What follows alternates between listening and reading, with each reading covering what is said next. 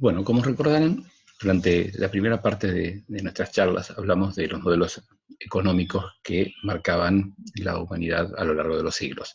Hablamos del mercantilismo, hablamos del liberalismo, hablamos del marxismo. Pero también hubo modelos que respondieron a una lógica de la región, a una lógica zonal.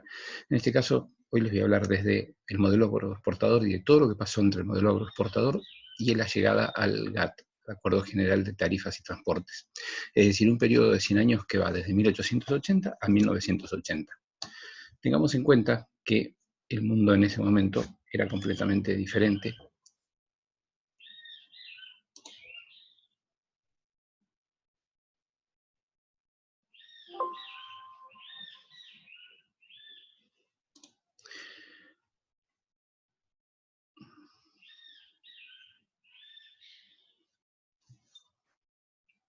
El mundo era completamente diferente a lo que nosotros conocemos.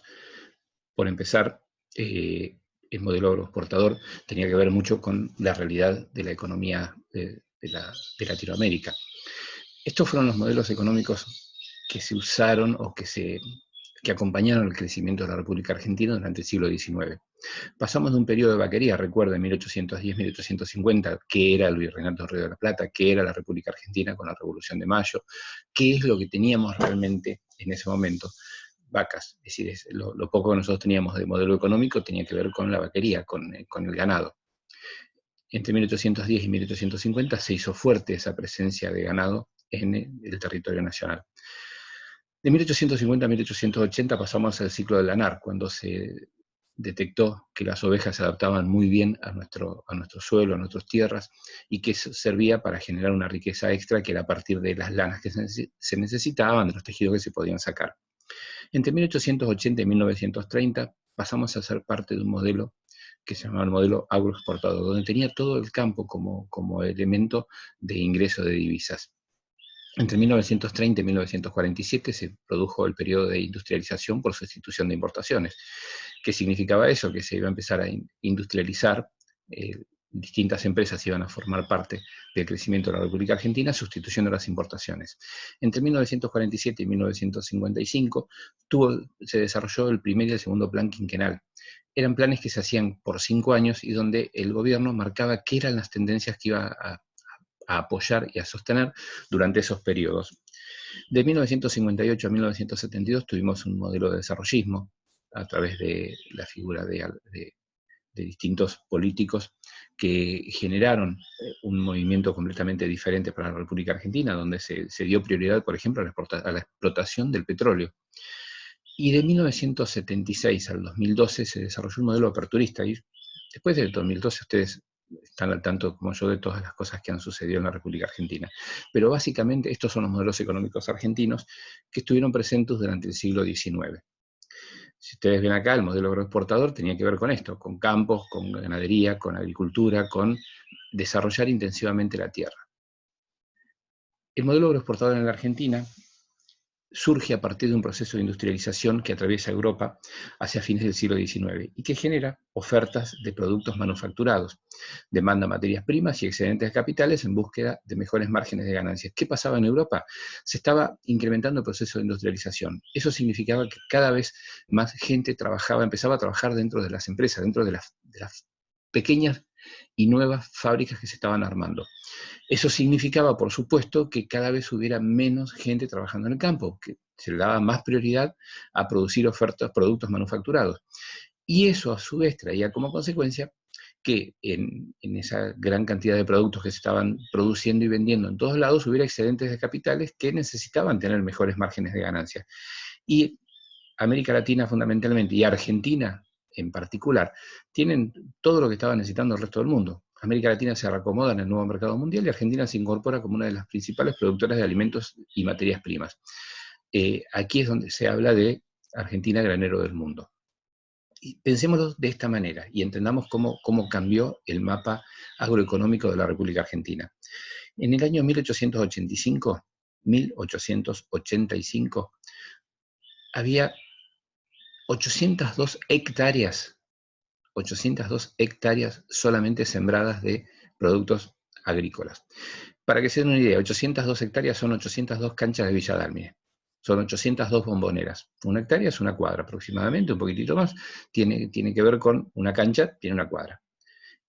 Y el ganado vacuno, en total, había 50.000 cabezas, 50.000 vacas.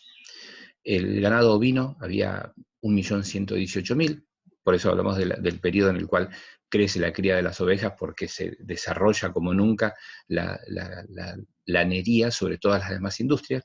Y el caballo equino solamente alcanzaba las 26.000 cabezas.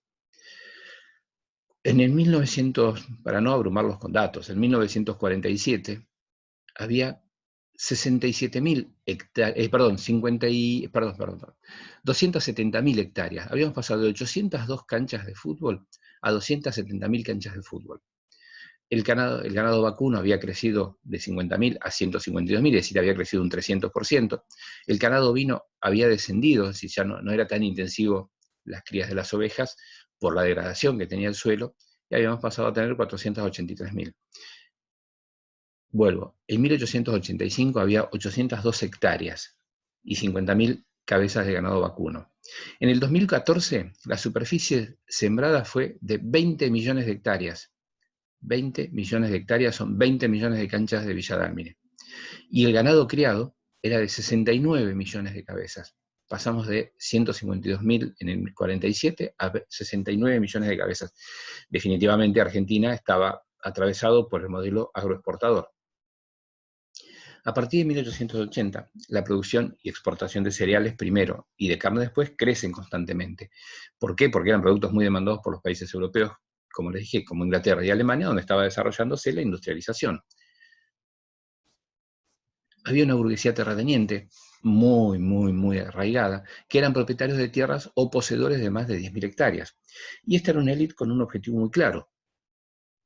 ¿Qué objetivos tenían los grupos oligopólicos que insertaron la economía argentina en el mercado internacional? Les doy 3 opciones.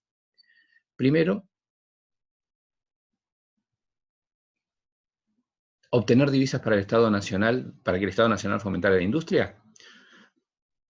Segundo, obtener divisas para realizar nuevas inversiones que consolidaran y ampliaran las producciones agropecuarias para la exportación. O obtener divisas para otorgar créditos a los inmigrantes europeos que querían comprar tierras. Definitivamente la respuesta es obtener divisas para realizar nuevas inversiones que consolidaran y ampliaran las producciones agropecuarias para la exportación. Obviamente había que conseguir que esas divisas sirvieran para ampliar la producción agropecuaria. Los integrantes de la élite terrateniente eran dueños de grandes latifundios y fueron los principales beneficiarios de la exportación de cereales y carnes a los mercados extranjeros. ¿Cuáles fueron las características del modelo agroexportador? Primero, la dependencia económica del mercado externo. Segundo, el latifundio como unidad de producción agropecuaria. Y tercero, la intervención del Estado. Fíjense que esto se caracteriza como no solo el modelo agroexportador, sino que es como una marca registrada en la República Argentina. Dependencia económica del mercado externo, el latifundio como unidad de producción agropecuaria y la intervención del Estado.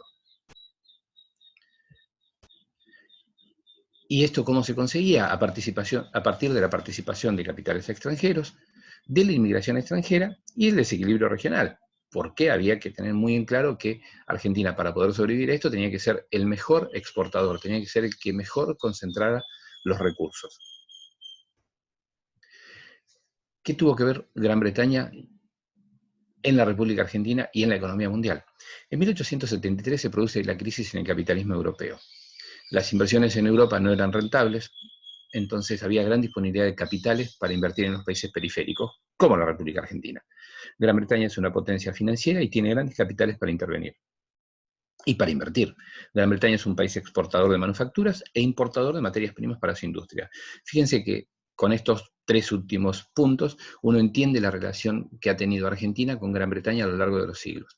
Gran disponibilidad de capital para invertir en los países periféricos, una potencia financiera con grandes capitales para invertir y un país exportador de manufacturas e importador de materias primas para su industria. En 1880 Argentina adquiere un marco institucional y una estructura política propia de un Estado nacional.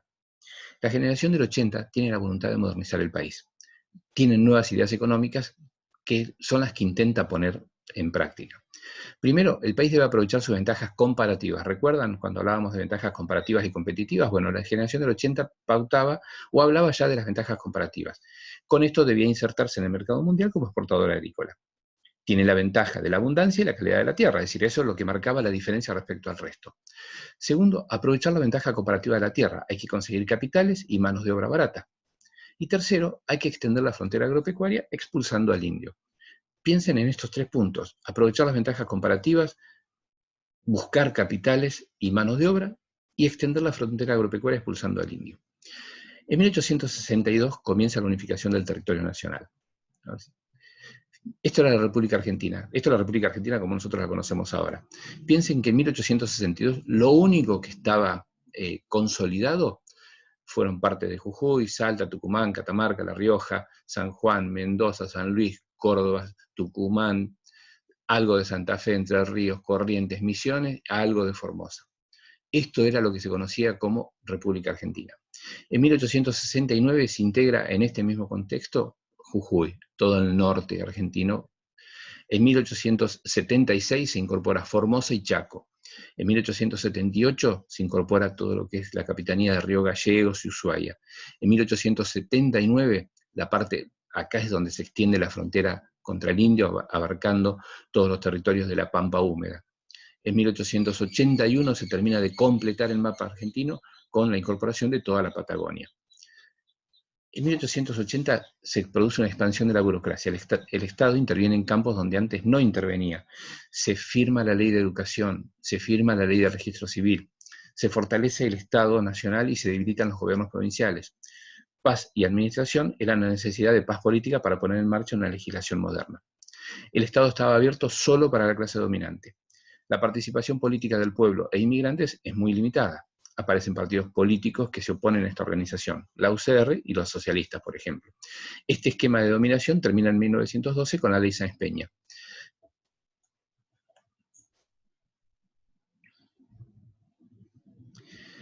Las relaciones internacionales de la República Argentina se dividen en dos grupos que siempre han estado diferenciados entre ellos. Primero, los que prefieren una mayor relación con Estados Unidos, y segundo, los que prefieren una relación más intensa con Gran Bretaña. La élite argentina privilegia el vínculo con Gran Bretaña, intentan resolverse problemas limítrofes con los países vecinos. Y acá es donde hablamos de la expulsión del indio. La conquista del desierto genera una distribución de tierras. La riqueza del país depende de la disponibilidad de tierras para cultivar. Esto era la ventaja comparativa por la extensión de las tierras. En 1826, el Estado arrienda tierras que luego serán propiedad de los arrendatarios. Se firma la famosa enfiteusis de Bernardino Rivadavia. Al arrendar estas tierras que luego serán propietarios de los arrendatarios, comienza la concentración de tierras. En 1879 se decide la expulsión del indio del territorio, conquista del desierto de parte de Roca. Las tierras conquistadas pasan a ser propiedad de los terratenientes. Aumenta la concentración de tierras, casi todas las tierras pasan a tener un dueño. Y acá es donde viene la parte dura de este tema. Con la conquista del desierto se le promete a cada soldado que a medida que vayan avanzando se les va a dar tierras para que ellos puedan asentar a sus familias. La mayoría de los soldados que avanzan en la conquista del desierto provienen del interior del país, provienen de Chaco, Tucumán, Formosa, Salta, Santiago del Estero. Por lo tanto, era muy difícil que pudieran trasladar a toda su familia a la Patagonia. Entonces, ¿qué pasaba? Estos terratenientes empiezan a adquirirles a estos soldados que habían ido avanzando sobre las tierras, comienzan a adquirir en forma muy barata, porque la gente se las quería sacar de encima para volver a donde estaba su familia, comienzan a adquirir esas tierras, y esas tierras aumentan la concentración de tierras en manos de un solo dueño. Entre 1880 y 1890 hay grandes inversiones extranjeras en la Argentina. Estas inversiones apuntan a desarrollar la infraestructura necesaria para transformar el país como proveedor de materias primas. El ingreso de capitales externos permite financiar el aumento de las importaciones, principalmente ingresan capitales de Gran Bretaña. La crisis del 90 deja de entrar capitales al país. El Estado da garantías a las inversiones extranjeras. El gobierno se endeuda en el exterior. Hay inversiones extranjeras en bancos, aseguradoras, frigoríficos. El capital extranjero permitió desarrollar la estructura productiva necesaria para el país. Pero ¿qué es lo que sucede con esta década del 80? Se produce un gran déficit comercial. Argentina está desarrollando la infraestructura necesaria para exportar. Sus exportaciones son bajas y sus importaciones altas. Se importan bienes de capital y de productos para el mercado interno. En la década del 90, Crecen las exportaciones agrícolas y se alcanza un superávit comercial. Argentina importa bienes de consumo, bienes de capital e insumos. Es el principal proveedor de Argentina, que es Gran Bretaña, y a cambio Argentina le vende cereales y productos agrícolas. En 1867 se forma una oficina de cambios, cuyo objetivo es asegurar la convertibilidad entre el oro y el papel. Se sostiene teniendo un superávit comercial constante. Hay grupos que prefieren una moneda débil para exportar más. Hasta 1884, el déficit comercial fue compensado con entrada de capitales externos. En 1885 baja la entrada de capital y no puede sostenerse la convertibilidad. La crisis de 1890 y la balanza de pagos. Todos los bancos estaban autorizados a emitir dinero. Cuando veamos el patrón oro, que lo vamos a ver en una clase más adelante, vamos a explicar bien por qué los bancos estaban autorizados y qué es lo que sucedió con el patrón oro. Los bancos se endeudan en el exterior para emitir dinero y vuelven a hacerlo para devolver los préstamos. Aumentan los créditos bancarios. El Estado y los bancos privados se endeudan. Existe un déficit comercial en 1890, pues no se pueden obtener ingresos para solventar y para pagar esos préstamos. En 1890 el país está al borde del default. Los bancos no pueden recuperar los préstamos y quiebran en cadena. El Estado Nacional no puede devolver la deuda externa. Se renegocia la deuda externa con Gran Bretaña. En 1891 bajan las importaciones y aumentan las exportaciones. El superávit comercial genera lo necesario para pagar los compromisos externos. La crisis de 1930. Entre 1904 y 1930 hay gran prosperidad gracias al superávit comercial. El país tiene lo necesario para pagar sus deudas. En 1913 los capitales extranjeros se retiran y el país se queda sin oro. En 1913 se suspende la convertibilidad. La convertibilidad era tener tu moneda nacional respaldada por el oro. Y vuelvo. Hay dos ciclos económicos importantes en el modelo agroexportador. Entre 1880 y 1914, el ciclo de expansión horizontal de la agricultura, el ciclo donde hay que desarrollar la frontera, hay que correr la frontera, hay que llegar más allá para poder tener más espacio, para poder generar mayores ingresos a partir de la agricultura, porque tenemos más tierras cultivadas.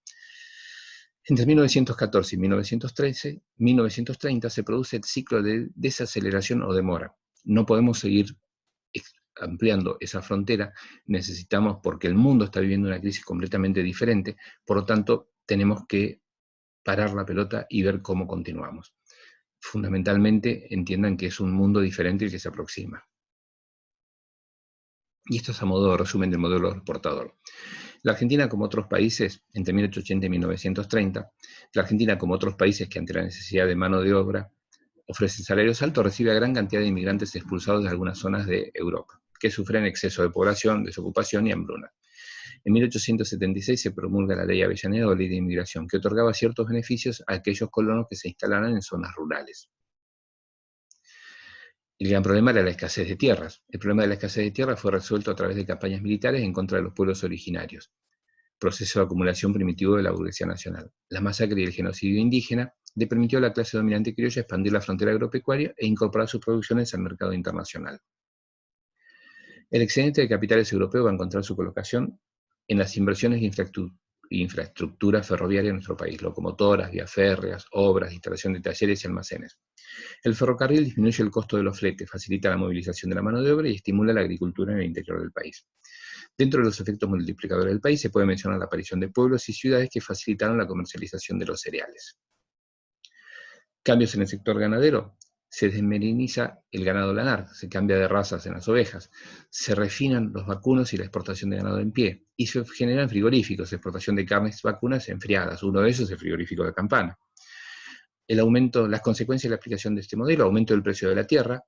Obviamente, cuanto más necesita la tierra y cada vez está más alejada, se produce, es cada vez más cara. Multiplicación del arriendo del campo. Si alguien quería alquilar un campo, salía cada vez más caro.